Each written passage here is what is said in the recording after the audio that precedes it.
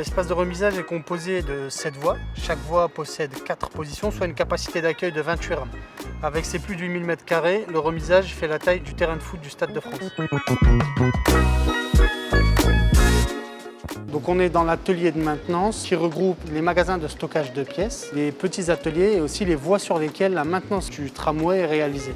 Les numéros jaunes visibles sur la façade de l'atelier est la numérotation des voies. Elle va de 1 à 7. La première est la voie sur fosse passerelle qui permet d'intervenir sur le tramway à plusieurs hauteurs différentes. Donc la fosse centrale permet d'intervenir sous le tramway. La fosse générale, qu'on appelle aussi piscine, permet d'intervenir en latéral, plutôt au niveau des roues et du freinage. Et les passerelles permettent d'intervenir en toiture, là où se trouvent les éléments les plus volumineux, tels que les coffrets de climatisation ou les coffrets de transformation et de distribution d'électricité.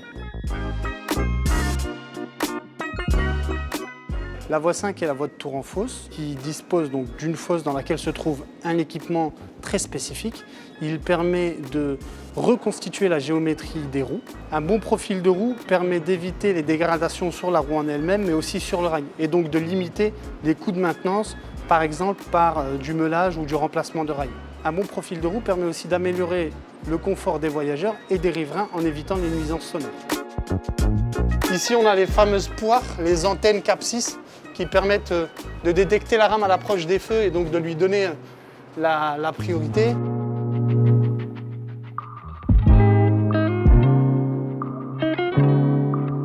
La station-service est divisée en 2 volumes. Le premier est dédié à la distribution de sable, qui permet de recharger le matériel roulant au sable, dédié à l'amélioration des performances du matériel roulant dans les phases de freinage et d'accélération. Les rames passent entre une fois par semaine ou tous les jours selon les conditions climatiques et l'état du rail.